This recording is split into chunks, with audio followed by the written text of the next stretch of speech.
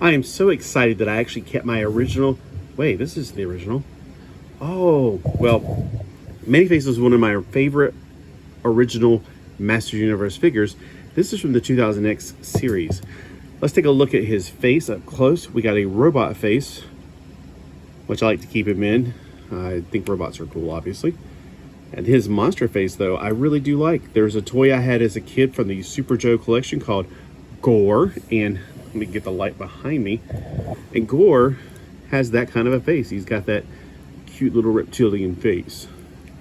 And there's one more face he has on him, which I personally don't like. It's the disco Kiss era 70s look. Yeah, well, never been a favorite face of mine. But I usually keep mine on the robot face. And one thing that this does, the original 1980s series did not do, he has head articulation. And when you move this, it doesn't change his face. So that's something the original did not do. Also, the original was not taller and skinnier like this.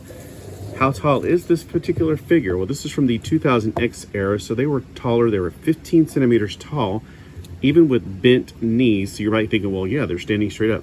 No, no, no. They had bent knees, a lot like the original, but not quite as squatty as the original. For inches tall, he is 6 inches tall. Now, he does have more articulation than just the head joint. The original didn't have this protruding pipe. It was actually more part of the sculpt. I love how they did the orange for his suit, but they put nipples on him, which makes you wonder, is this his skin that's orange? I don't know. It just creeps me out to see that they did skin tone for the classics era one that I have. I never did like that at all. I always wanted to dye his body to this color because this is the color I grew up with. He does have articulation arms which go around all the way. He has some upwards mobility, but his armor to his helmet, or whatever you want to call this part, the padding, there is some friction that will not allow it to go any higher. It may go higher if you took off everything else above it. He has a certain way of articulation in his, right here at his waist. Watch this. I love that. That was something very popular in the original line that the new classics, or the classics and the new origins, they don't have. They don't have that punching feature, and that's a lot of fun. That was a really fun feature when I was a kid. I enjoyed it for some reason. Now, one of the things that I found on some of the older ones, that the legs are a bit on the fragile side, so I'm going to be very careful to show you the articulation right here, because these have been known to break on him. He can do a almost full split. I'm trying not to do too far because I'm afraid I'll just snap it right off.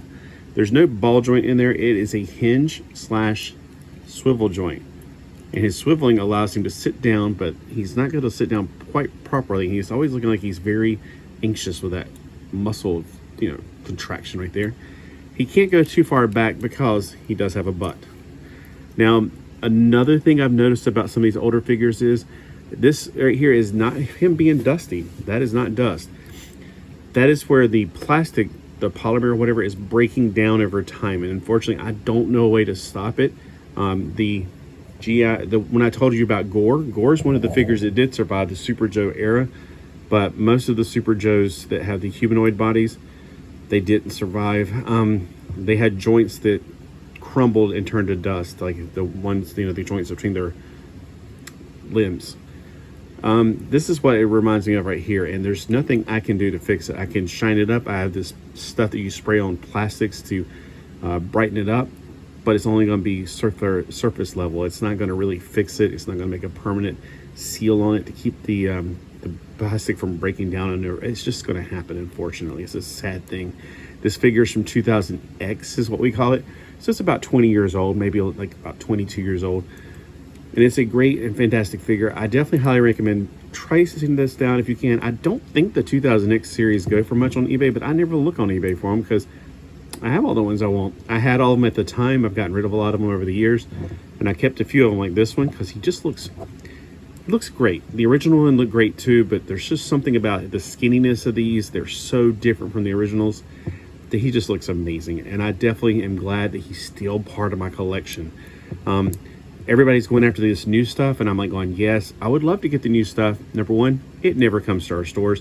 Number two, I really can't afford it. So I'm just happy that, if ever I get the craving to buy something, I just go to my storage shed and pull out another bin. And thank you for spending time with me to learn more about some of my favorite action figures. And is this one of your favorite characters? And is this action figure your favorite version of it? Because I don't want to say it's my favorite version of Many Faces, but Many Faces is definitely one of my top 10 of all time Masters of the Universe figures. Him, Cyclone, well, those are like my top 2 favorites, really, to be honest with you. There's a few others that look good, but the features on this, just the fun playability thing, that was really just kudos for them for making that switching the face thing. Hope you have a marvelous day today.